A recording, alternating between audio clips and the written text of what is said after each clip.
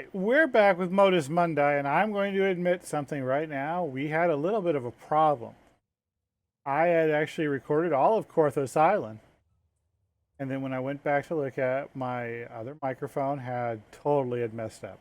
It was a disaster. The audio quality. I thought about just rolling with it, but it was so bad I decided to actually re-record all of these. So we're going to treat this as if I had not done all of these. And we're going to go ahead and take a little brief tour of Korthos Island and then do Heyton's Rest. Now, Korthos Island is it's definitely a beginner area, and what they want to make sure is that you have everything you need to do before going on to Stormreach in general. So we do have trainers.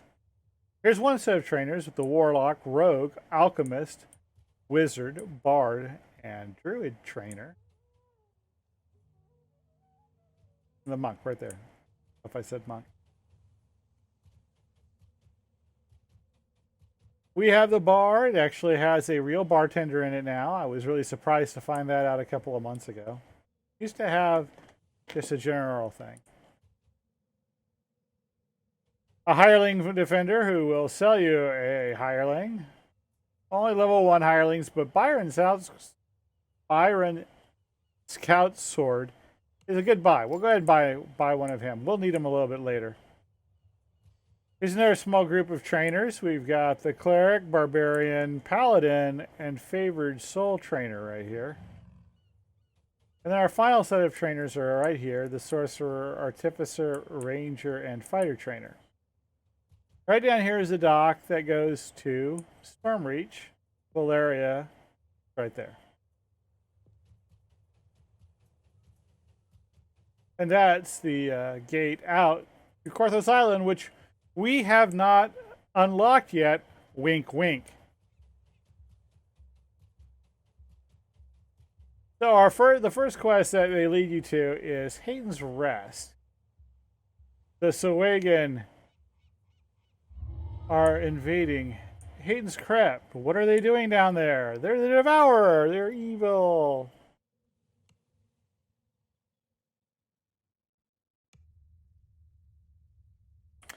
All right. I'll go ahead and bring out my Illyri Thistledon.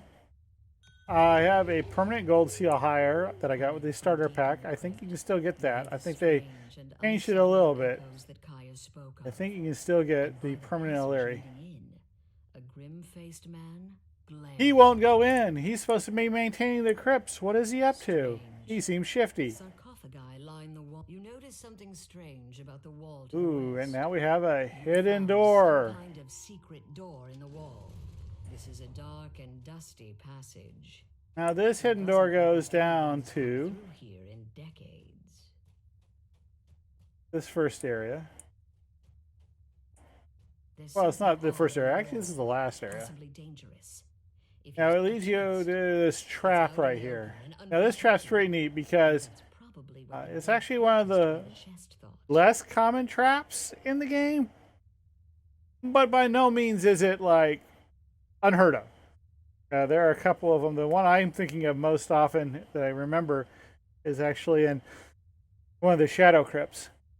And what it is, oh no, it's a chest, but what it's activated is when you step inside this water. It's an acid trap. Out of the wall as the gate slams shut. There must be some mechanism. And it goes off every time if somebody enters the water. Now, there's somebody in there, it won't go off. But it also lowers the gate over there, which is this gate lever. If you come through this area, you gotta cross through the trap. And if you don't have a trapper, you do. The trap here is set to spray acid onto whoever you've disconnected the trap's firing. Now the trap's gone. We can get our chest. Festival coins. We'll throw the gate lever. But we're not going to go that way. It's actually easier to show this quest by going back the other way.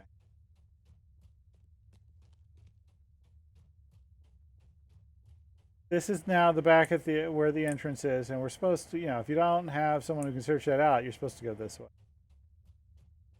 Now, see, these guys are not targetable. Well, he is now. He saw us.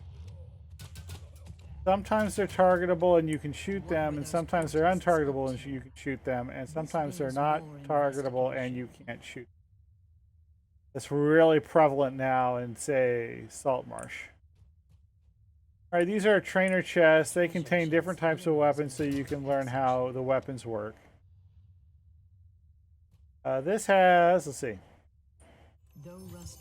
a long sword so you can see that slashing weapons are best against zombies because they're resistant to puncturing or bludgeoning weapons. That's okay. We're going to kill the necromancer, smash the altar, because we're going to get bonus points for the altars. Bonus XP for the altars. You've got a certain amount of time to destroy the altar, otherwise the zombie becomes active. It's like, that's our Horus Heyton, and you don't want him to become an undead monster. Anyway, when you break the altar, it drops a crest, and eventually we'll find out what those crests are for. This game, crests are almost always used to unlock doors or lower force fields.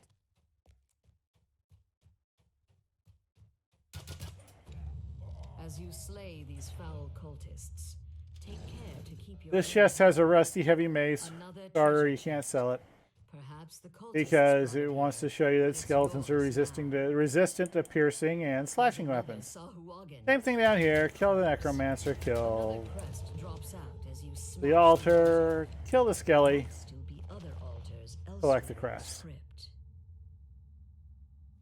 Now, the narration used to be done by the main guy who used to do all the early quests, but they changed it a couple of years back. Not too sure why. I think those two are active to kind of teach you a little bit about aggro.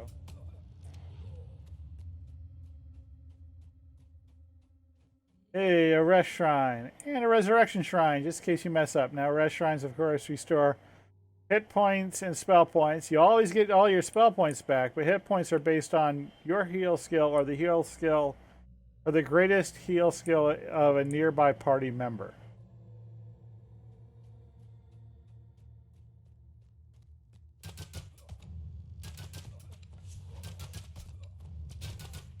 A couple more bad guys, and now we're back at where the trap is. You know, go through there. You don't have someone who can search it out. You go through there and either disarm or avoid the trap to pull that lever and come back out. If you want the chest, that's optional. We need to have one more altar destroyed. Hey, look, it's the same thing. Necromancer, altar, skeleton, crest.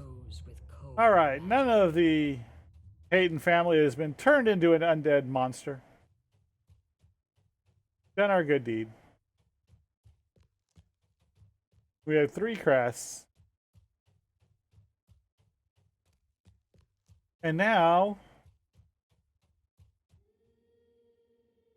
we can go take down that force field. Now, they did change this dramatically. This used to be tied to the Sahuagin, so you could kill destroy the altar, and the quest wouldn't end, and you could get all the breakables in there and get the ransack bonus. But now it's tied to the Devourer altar, and you only have a certain amount of time, so it's usually just best to destroy the altar.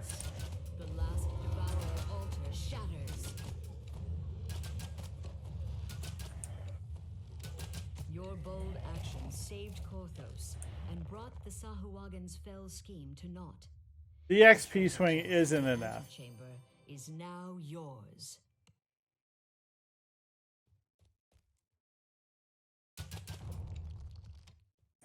All right, so that's Heyton's Rest. We'll finish out.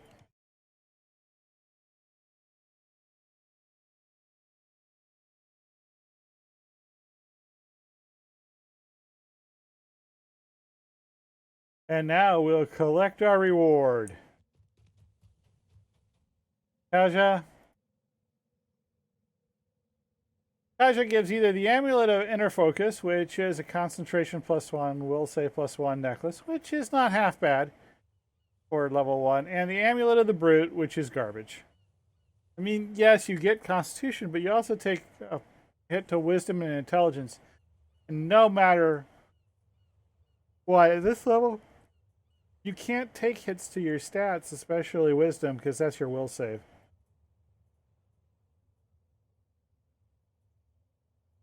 So I only take the Amulet of the Brute if I know I'm going to sell it, and I always take the Amulet of the Inner Focus anyway, so I don't actually take the Amulet of the Brute. All right. That's Heyton's Rest. Next up, the Storehouse Secret. We'll see you next time.